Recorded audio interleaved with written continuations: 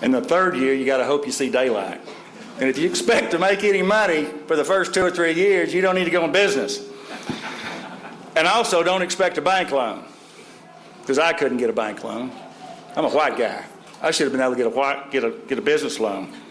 But what I did is I went 2 years using my credit cards, remortgaging my home, and I finally earned an SBA loan. And Mike Bloomberg believes in the SBA loan program.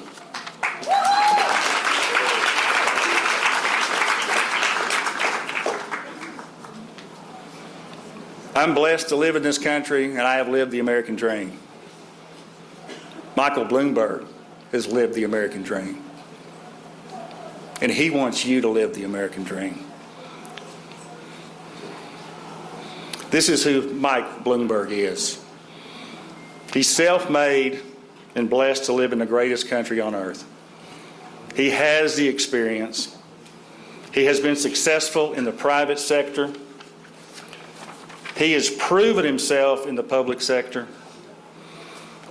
He successfully ran one of the largest and most diverse cities in our country. And folks, he did it well. Mike has had to make tough decisions in his life. We need a president that will be the leader of the free world and not demand respect, but earn it each and every day.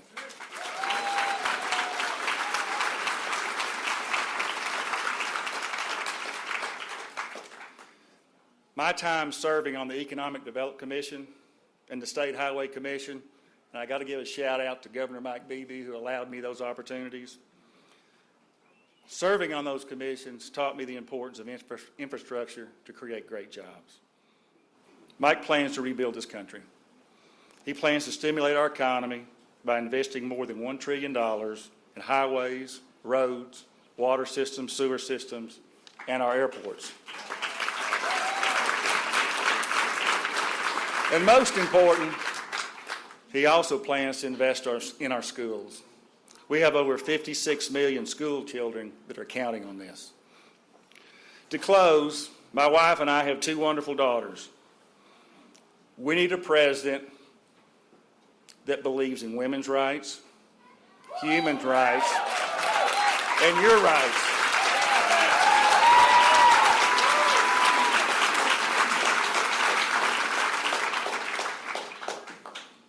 You got to go vote. We win when we vote, and we have no voice when we don't speak out. This is the greatest country on earth. Let's make it even greater. Let's get Michael Bloomberg elected. Mike Bloomberg is the leader who is best positioned to lead this country in this evolving global economy. I'm asking you to vote for Michael Bloomberg.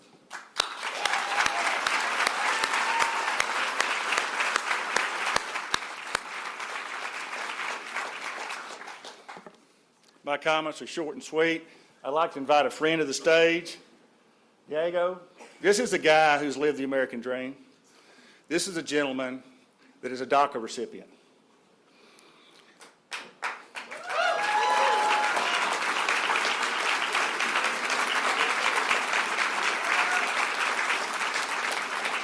Congratulations. Mike Bloomberg will get it done. God bless you. See you.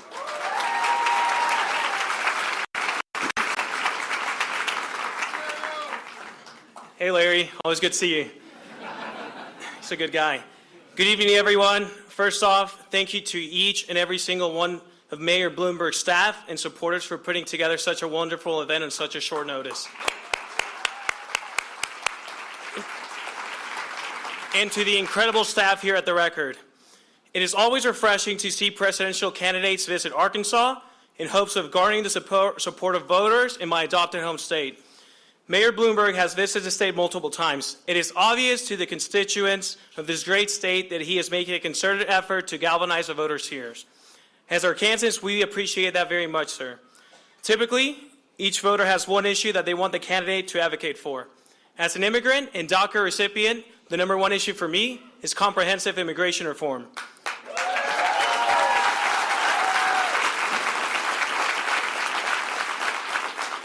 Even though I cannot vote, I can certainly push and urge others to perform their civic duty and vote for candidates who support humane and compassionate public policy.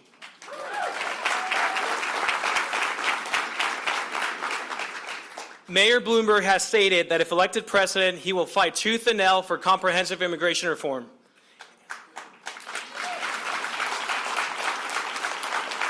He's also been an ardent supporter of causes that are near and dear to my heart, such as supporting Moms Demand Action. Yeah, big applause for that one. Fighting climate change.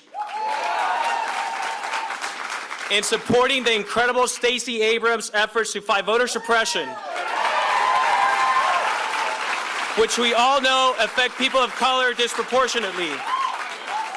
He's a kind of leader who acknowledges his mistakes and works hard to improve people's lives. I certainly respect that. And I will definitely fight for any candidate that will advocate for the most marginalized amongst us. Without further ado, please welcome to stage Mayor Michael Bloomberg.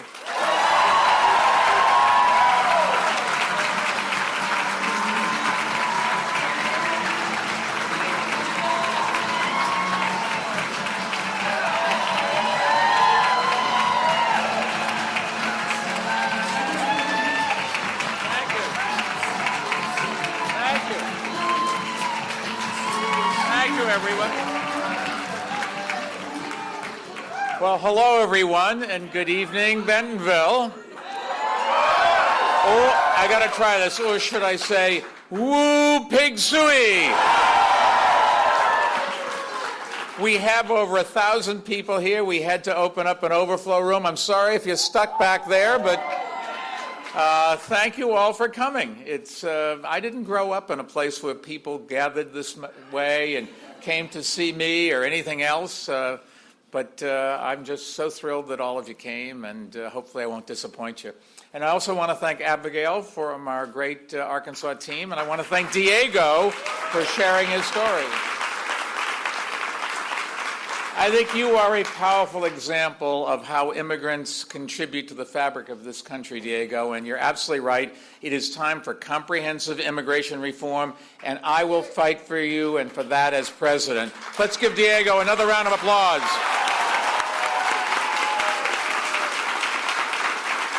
Now, it's great to be here in Bentonville. One of the most remarkable businesses in America was founded here.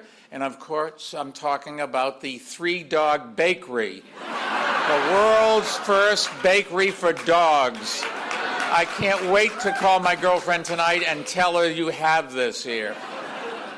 I've been to a lot of places, but I think this is the first time I've been around the corner from a bakery for dogs.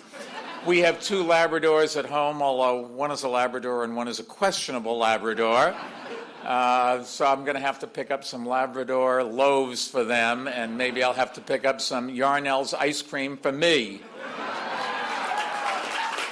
As long as it's coffee ice cream, I will eat it. Before I talk about this campaign, first I wanted to say a little bit about the crisis that's facing our country and the world, because it is serious. If you watched the president's press conference last night, he talked about it. The fact is the president was briefed on coronavirus 2 months ago, but he just buried his head in the sand. And his failure to prepare is crippling our ability to respond now that it's at our doorstep. And you only have to look at what's happening in the stock market. It was down another 4% today. People really are worried. And unfortunately, the president slashed funding for the Centers of Disease Control and the other essential health organizations. For reasons I don't understand, a couple of years ago, he fired the whole House team in charge of the response to pandemics, and he predicted that this was going to be over in a couple of months. Now, the president's not a scientist, which is a nice thing, nice ways to put it. I think he doesn't believe in science. He's not leading, he's reacting much, much too late, and his incompetence really does put us all at risk. I can only tell you in times like this, we really need calm, proven leadership in the White House, and we need somebody who has led during a crisis and who believes in science and who invests in prevention and preparation and who listens to experts. I can just tell you,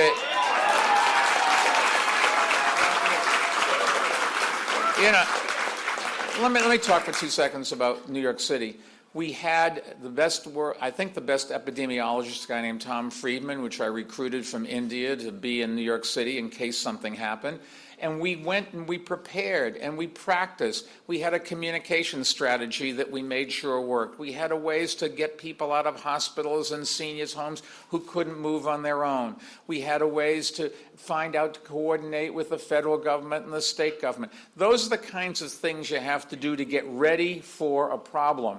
And every problem is going to be somewhat different, but you just have to have in one place coordinated and practiced and simulations so you'll know what to do or what to build around when the disaster hits. It's not waiting till the last minute and saying, oh, I'm going to cuff it. You just can't. Our lives are too important for that. We need someone who understands that the U.S. is responsible both for keeping Americans safe from a pandemic and for helping to lead the global response to combat it. Because if it happens overseas, we can't just throw our hands up in the air. It's going to get here. So we do have an interest in what happens every place else. And we need a president, I think, who will make protecting the health of the American people their #1 priority at all times. And I can only promise you that's the kind of president I will be.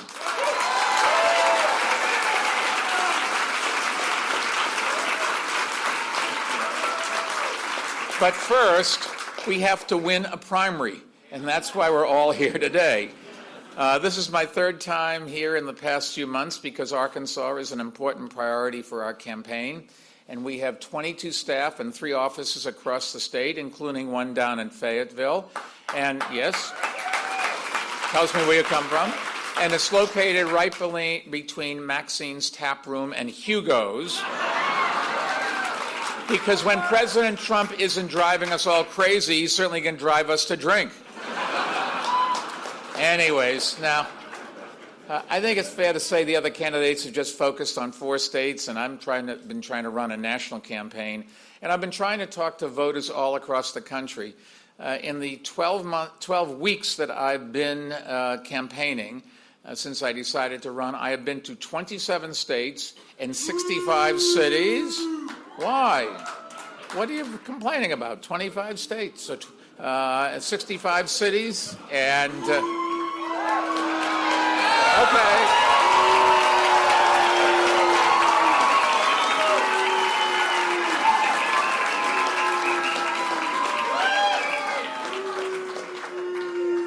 Thank you for making me feel right at home. Okay, when you're done, we'll continue, okay? We love you, Mike. Thank you, thank you, thank you. I have spent a lot of time in southern states like Arkansas and that Democratic presidential candidates used to win, and I believe we can start winning them again if we show up and listen and invest, and that's what I'm doing. And this morning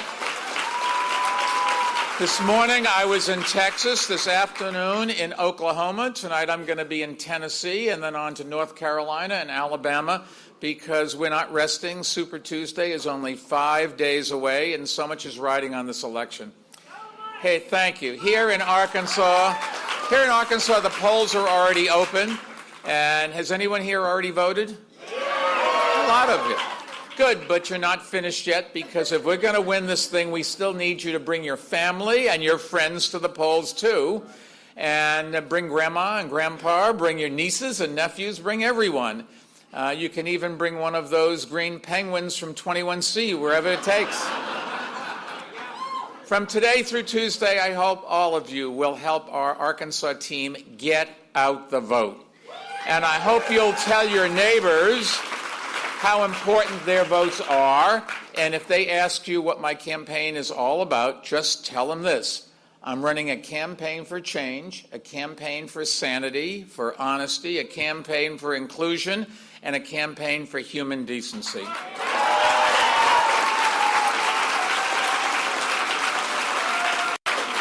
I am running to restore honor to our government and to build a country that we can be proud of, and to start getting things done, and to start putting the United back in the United States of America. And all of that starts with beating Donald Trump. And back in 2016, I spoke at the Democratic Convention in Philadelphia, and I warned you that I did not think Donald Trump was fit for the office, although I didn't phrase it quite that way.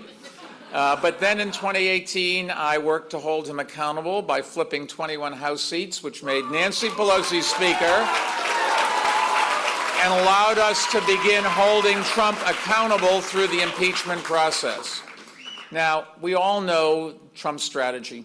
Attack Democrats, make their plans look unrealistic, unaffordable, and undoable, but that's not going to work against us because we have a record and the resources to defeat him in swing states that Democrats lost in 2016 and to finally turn Arkansas blue.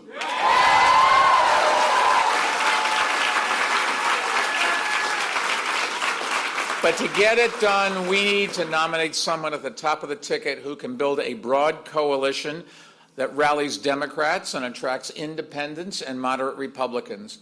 And that's what I've done in all three races I've won in New York City, and I can do it again. Now, I know I'm not a typical politician. I never worked in Washington, and I don't make pie-in-the-sky promises. I don't talk until the cows come home. I was told absolutely everybody would laugh at that, and I just can't believe you didn't. I said, I don't get it. They said, just do it, it'll work. And as you've seen in the debates, I'm not someone who just yells slogans, even when they're not true. I believe we really need a leader to be commander-in-chief, not college debate-in-chief. So if you want somebody, we'll see what this works. So if you want somebody who talks turkey, a little bit, and has a record of accomplishment on all the big issues facing our country, and who has the resources to beat Donald Trump, I think that's me, and thank you.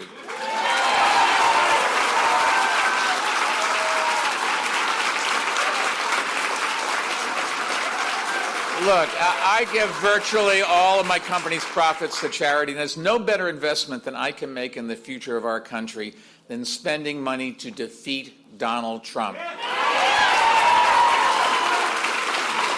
And if you think this campaign is expensive, just imagine what 4 more years of Donald Trump is going to cost us. I think it would be a catastrophe, and I'm in this race to stop it. Somebody said the other day, you're spending a lot of money. And I said, yes, I'm spending it to replace Donald Trump and send him back to Mar-a-Lago permanently. And the guy said, oh, spend more. Now, even though Donald and I are both from New York, I think we couldn't be more different. In fact, I campaign, and it's the un-Trump. But just think about it. He breaks promises, I keep them. He divides people, I unite him. He's a climate denier. I'm an engineer. I actually believe in science. Imagine that. He tweets, I follow facts, respect data, and tell the truth. He looks out for people who inherited their wealth like him. I started with nothing by my parents teaching me hard work and ethical behavior. That was my inheritance. And I'm telling you, I will raise taxes on the wealthy like me to get the revenue we need to start fighting income inequality, paying for infrastructure, investing in emergency preparedness, expanding health care, improving education, and all the other things that we need to strengthen our great country.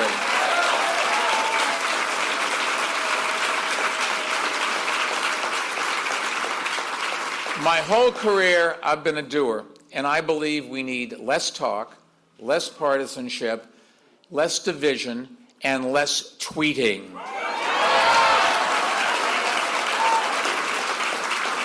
Now, in every speech I give, I make this commitment. How would you like my commitment? No more tweeting from the Oval Office ever again. Well, it's easy for me to say since I can't spell very well. But then again, neither can Donald.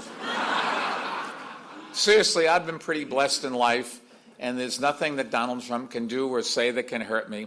But he has hurt a lot of other people, and that's why I'm running, to stand up for every American who has lost their job or lost their insurance, who can't pay their college tuition or their student loans back. And you've heard the slogan, Mike will get it done. If you haven't, I've wasted a lot of money. But let me tell you what the it is in get it done. It means winning this November and sending Donald Trump back to the golf course. But that's just the beginning, because getting it done means finally providing health insurance to every American who lacks it and lowering the cost for everybody else. And we can do that without kicking 155 million people off their health insurance and imposing a massive tax increase on working people, as Sanders wants to do. Getting it done means passing common sense gun safety laws that protect our children and our communities. Getting it, all we got to do is have background checks so you can't buy a gun if you're a criminal, if you have psychiatric problems, or you're a minor. We shouldn't sell a gun to those. And I wanted to call out, we have this organization, Moms Demand Action. They've been doing an amazing job, and I want to thank them. We've got background check laws in 20 states. It doesn't keep anybody from buying a gun, but other than those groups, and that I think even gun owners, when you survey them, think that's the right thing to do. Getting it done means making America a global leader in the fight against climate change. Getting it done means creating good jobs with higher wages.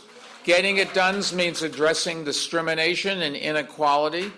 Getting it done means finally fixing our broken immigration system and creating a path to citizenship for 11 million people living in the shadows. And getting it done means protecting a woman's right to choose and appointing judges who will defend that right.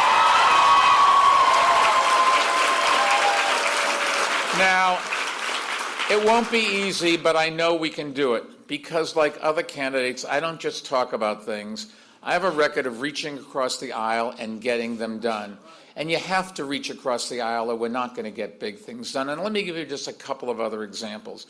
Other candidates talk about raising teachers' salaries. As mayor, I raised them 43%. We want a teacher? You should be happy. You think the teachers union happy? Enough is never enough. Don't ever make that mistake. But we also raised the salaries for our firefighters and our sanitation workers and our police officers, because if you want the best people, you got to pay them. And I raised taxes in the city on the wealthy, including me, because the bottom line is, if you want the services and you want to have a great city, you've got to, the wealthy have got to pay their fair share. And I was opposed to the cut that it was in the last tax bill. I didn't need a tax cut. No offense intended, but I didn't need it. We needed that money for infrastructure, and we wasted it, and we shouldn't do that again. And to show you what happens when you pay your teachers and firefighters and police officers more, we've improved public schools. Graduation rates are up by more than 40% while I was in office. And I'll give you one other fact. When I got to New York City, not one New York City school was in the state's top 25. Not one. When I left, 23 out of 25 came from New York City. So you can do this. And that's with a very diverse group of students.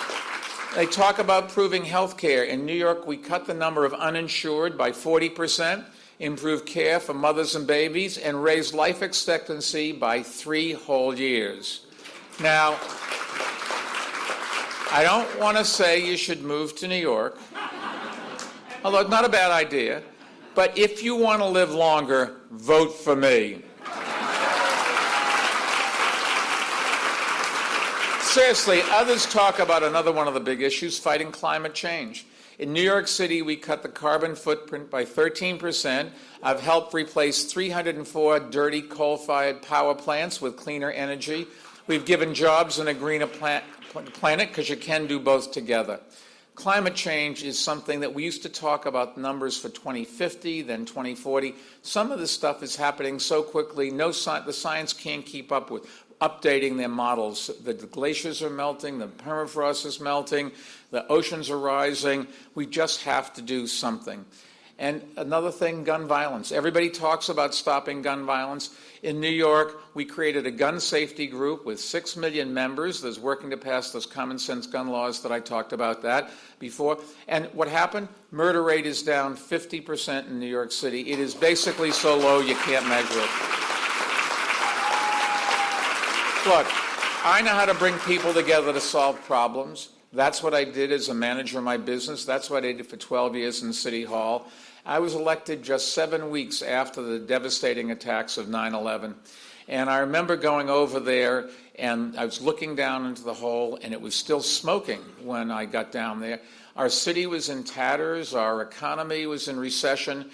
But the people of Arkansas and of all the other 48 states came together to help New York, and we brought the city together. We created 500,000 new jobs, 175,000 units of affordable housing. We reduced street homelessness by 28%. We launched new programs to fight poverty, and we rebuilt the city stronger than ever.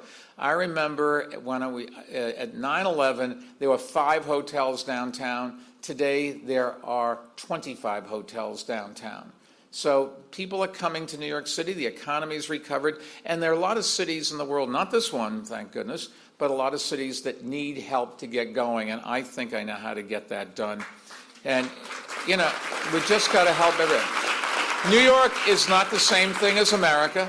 New York is not the same thing as other cities, but we all have crime and homelessness and poverty and the same things. It's to different degrees, and the solutions may be different, but I know how to rally people and be the leader and focus people and say, look, you've got to reach into your pocket because we are too wealthy and too compassionate a country to leave people with no doctor to go to, or people that are hungry. Come on, and people that are sleeping on the streets. That's not the America that I was taught it should be, and I'm going to make sure that it's not that again.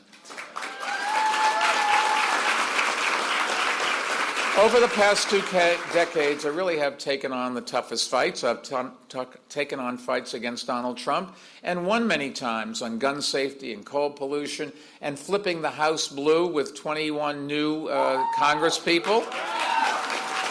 And I'm ready to do it again. But I can't do it alone. I need your help, I need your support, and I need your vote.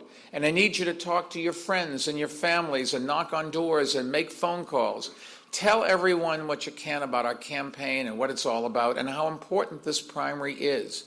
And when you talk to them, just tell them this. If you want quality health insurance for everyone, not empty promises, if you want to combat inequality with fairer taxes and better jobs, if you support my commitment to quality education in public schools, no matter what the zip code is you live in, if you share my belief in opportunity for all, not just for the few, if you are ready to protect and defend the Constitution of the United States of America,